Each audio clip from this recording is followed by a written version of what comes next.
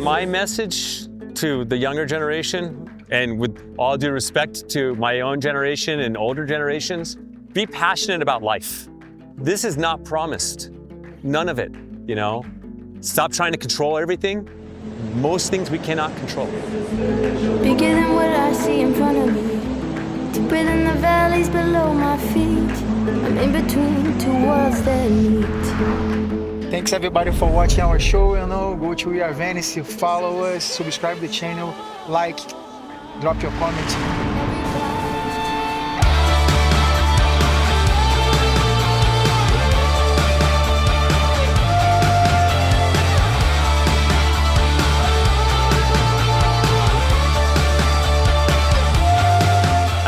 Yves Bright. I'm a very passionate person. I'm passionate about my family. I'm passionate about surfing, acting, and photography. When did you start to surf? That's a good question. I started when I was 8, turning 9. And my parents used to drive us to Hermosa Beach like literally every weekend. And I like literally did not know what surfing was. Like no one in my family surfed. None of my friends surfed. And I went and I was like on a boogie board and I just started standing up on my boogie board, like just out of the blue on waves. And I was like, I don't know what this is, but I want to do it. So my birthday was like coming up. I told my mom, I'm like, hey, I really want to do this surfing thing. And she's like, okay. So she bought me a surfboard. Didn't even know which side to wax. Because everyone's like, my cousins were all like, I think you waxed the bottom, you know, like skis. And I'm like, I don't know. Everyone looks like they're waxing the top of the board. I started when I was 8, 9 years old. So I was already kind of like late to the party because I was just going on like weekends and stuff. And my older brothers surfed, and it wasn't until I think I was like 15, I started competing. But I was like surfing up in Oxnard literally every single day, every day. People thought I lived there. Really kind of honing my skills, and like within the first year of competition, I did really well as an amateur. And I remember doing like OP Pro Junior, and I got 7th in it. And that was like the biggest event that had like all the, you know, the media around it. And then immediately got sponsors. And then as soon as I graduated from high school, I turned pro. And my sponsors started sending me around doing events. And it was just kind of like, you know, doing events as often as I could. There weren't like a ton of events I could do. I wasn't getting paid to like, I was getting paid to go travel some places, but I never got a full ride to travel the world and do every event to make the tour. So I got like, I think the best I was ranked was like 23rd in the world. But I wasn't able to back it up. So I just did QSs, a lot of them locally. I won a few, you know, a handful of like pro contests. I surfed in the Olympic trials a couple years ago, and I got, I think, like 32nd in the world. And for me, that was like a pretty big accomplishment because I was still competing against the world's best. And there was like, I think there was like 150 of the world's best competitors there. And I'm like, you know, I was way above the age that most people were competing at. Most of them were like in their 20s. Look, I love surfing. Like surfing is part of who I am. And anytime I was able to get paid to surf was like feeding my passion, you know?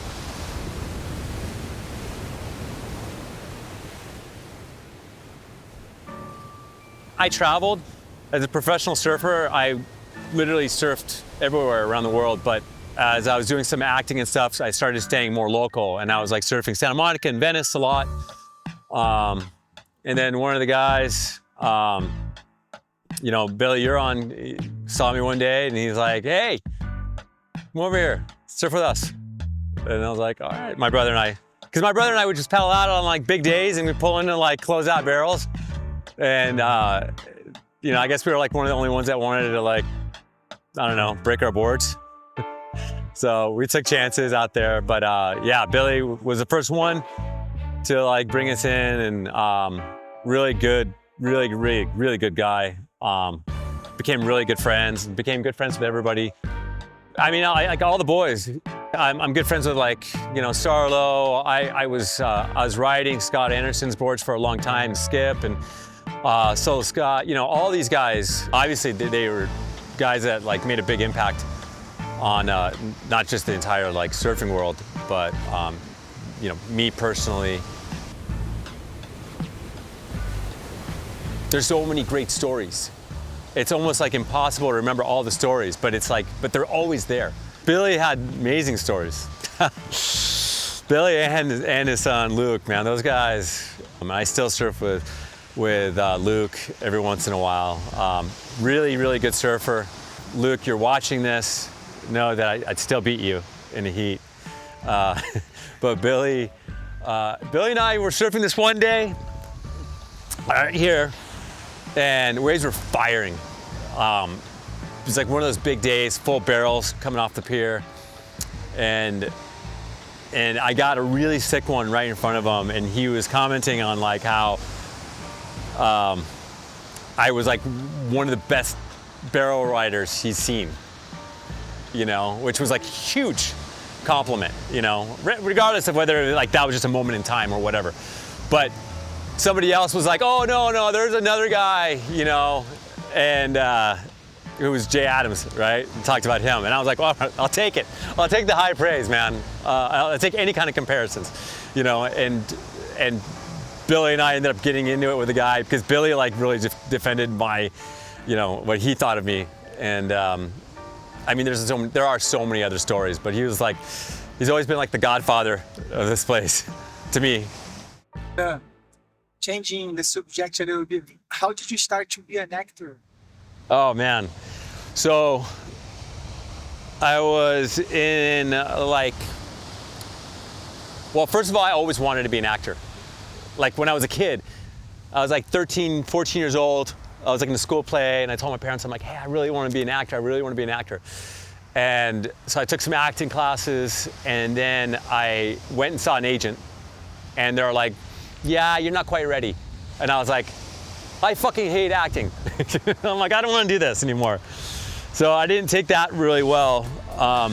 But then in my early 20s, I met my girlfriend, now wife, and she was an actor.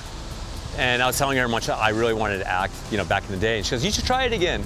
And I'm like, maybe I will. You know what? I'm gonna try that. And I ended up getting an agent. And then right away, I was already modeling because I was writing for Quicksilver, and they had me modeling for all their campaigns, and they had me doing like runway stuff. And that got me like a job on a show called Ally McBeal. And that parlayed into more jobs, and it just kind of like worked out in my favor, And then I just started acting, and I was acting, and I was surfing, and I was modeling, for like the last 20 years. I've just been doing that, mostly acting. So I've done a lot of TV shows, like all the crime investigation shows, like CSI, Law and Order, Mentalist, I don't know, all of them, Castle. I did some comedies, like How I Met Your Mother. I was leading a few like Lifetime films. Yeah, surfing got me into modeling got me into acting, but acting is something that I always really wanted to do. What about, I had an interview with Beck, and he told me like that you were his mentor. Talk about that. Beck, such a good surfer, such a good person. The whole family, all the Adlers, love them like family. Beck is like, it's like a little brother, And from like when I used to see him out here when he was like 8, 9 years old, I'm like, man, this kid has like such a good competitive fire in him. You just see he's laser focused, really wanted it. And at first he was like a little timid around like bigger waves, and I just kept pushing him into bigger waves until now he's like surfing giant waves at Mavs and Nazare, which, I was always on the fence about. I was like, look, Beck, if you're gonna do this, you gotta make sure that, you're gonna be like the headlines. Like, there's a lot of people that surf big waves, but you want to make sure that you're at the top of the headlines, which he's actually done a pretty good job of. You know, otherwise they're like, you're really risking life. But we compete against each other like almost every time that we surf with each other. We do this little competition called the Fiver, where we catch 5 waves each, and only scores above a 5 count. So as long as you get a wave that's above 5, everything else doesn't count, but the wave itself counts. So the first 1 to 5 ends the heat, and whoever's got the highest scores wins. And of course I win every time. I mean, but you know, that's a different story. He might tell you differently. I don't know why. He knows it, I know it, everyone knows it. No, he's a great surfer. What about, do you have a relationship with Noah Hill? Oh man, Noah Hill? That's another kid that like I saw growing up here. He's catch like literally every wave out here. And I was like, I think I was riding for O'Neill. And I remember seeing Noah, he was like around like 10, 11 years old. And I was like, this kid's special. I mean, I thought the same thing about Beck, Zephyr, Kobe, all those guys. We're all like same age group, all ripped. Noah was like on a different level at the time. And I'm like, this kid is the real deal. And I remember telling like Garth Tarlow at O'Neill, I'm like, this kid, you gotta look at him. He's really good. And he ended up riding for O'Neill. Amazing surfer, again, another amazing family. Such good talent around here, good families.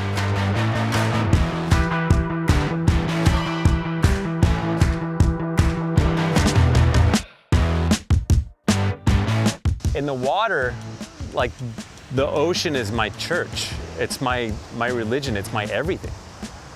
And I think that I get a little protective of it, especially here. You know, there's so many people that come here and they just don't have any respect for it. They don't have respect for the rules of surfing. They just don't know better, but they really just don't have the respect for it. And, you know, back in the day, growing up, like, you couldn't surf here. You couldn't surf, there's so many spots, you just couldn't surf. You get your ass beat right away. You get rocks thrown at you, you get your car vandalized, you know? And here, it's like, it's gotten to the point where so many people just like, they just walk up right into the water, they don't think twice about it. This is a privilege. Yeah, it's like, it's not a great wave, you know? As a matter of fact, most of the time, it's a terrible wave. I can't figure out why people come here to surf. People come here to fish. It's weird because I'm like super optimistic and positive in life. But when it comes to like our spot, just want to be like protective of it, you know, like pay your dues. You know, we all paid our dues. You know, West and Beck and those guys, they paid their dues, you know, and we paid our dues. And I'll tell you this, like I never came and surfed the pier when it was crowded. I never surfed it when all the boys were out. It wasn't until Billy called me over, my brother over. Like my brother and I used to like paddle out and just literally drop in on closeout barrels all day when there was nobody out.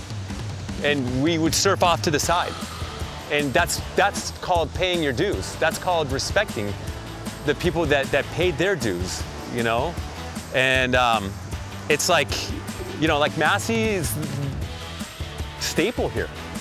You know, and like people at Breakwater, I don't even know if they all know who he is, you know? He should be like royalty. The guys that surf here all the time, all the boys, they're royalty. I feel protective of that. You know, I think if people were just respectful, like they're like, okay, you know what? I'm just learning. I'm gonna go surf over there and learn. There's a lot of beach here. You want to learn off to the side. Don't learn right at the pier. Don't learn right at the breakwater, you know? Learn a little off to the side. And then when you do feel like you're good enough, come in and maybe like grab scraps, whatever's left over. When people like just paddle straight out to the lineup, you know, I'm like, you're not gonna get any waves. There's like a rotation out here. You're not in that rotation, you know? Only 3 waves set. That's it. That's it. Not to like sound like a dick. I'm like, but again, I paid my dues, you know? And if like you do it, then and you're cool and you're respectful, it goes such a long ways. And that's anywhere around the world. So I want to ask you, who is sponsoring you? Yeah. So I've been with Caton Clothing for a long time now. Proctor surfboards and Hyperflex wetsuits, like this wetsuit right here. It's your, you know, all suits, right? Most suits are shoulder zips. This is a 4.3. It's the Viral, and super warm, super loose. How board is that? So this one right here is it's a 5.9. I think it's like 28 liters. This is a brand new model for Proctor. He actually built it. I believe he built it for me. It's just from scratch, not a machine. So this board is incredibly fast. It's quick and fast. So a lot of boards, sometimes they're quick or they're fast. And there's a difference. So the board's either drivey, and you have to kind of get a good pump in before you can start feeling how quick or how fast it is. And other boards are just really quick and loose, but they never really go super fast. So this one is actually quick and it's actually fast. It's drivey, it's responsive, which is kind of like what makes for like a carpet, right? For like the perfect board, because it's not super loose, it's not really super stiff, which allows it to be quick and drivey. Does it hold like the Yeah. Proctor? How is this board like handling the So this one actually, like when you push on the tail, it pushes back. And it kind of like, it's almost like it coils up and it springs. Yeah, exactly. It like launches you up towards the lip. So it gives you really like a good, like it gives you like a lot of explosiveness off every single turn. But it's not like a quick snap where like the fins break easy.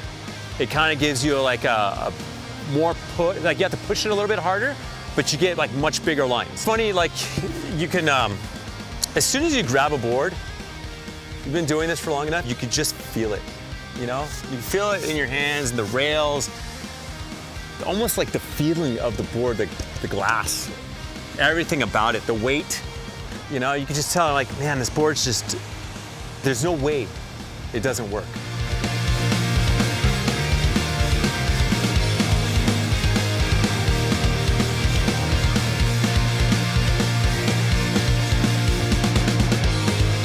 Life is always going to go up and down. It doesn't stop. It's always going to have good days, bad days, bumps in the road, you know, all the windy turns, the roller coaster. Most people, honestly, they don't give a shit about what's going on with other people in their life. I know it looks like that on Instagram and TikTok and Snapchat. It looks like, you know, everyone's living their best lives and everyone cares about what's going on with other people, but they're really just stuck on themselves. So, like I tell my kids this, be the director in your own life, be the hero, be the writer, be the producer, cast the right people around you and be there for them because they'll support you, and find something that you're passionate about that's good.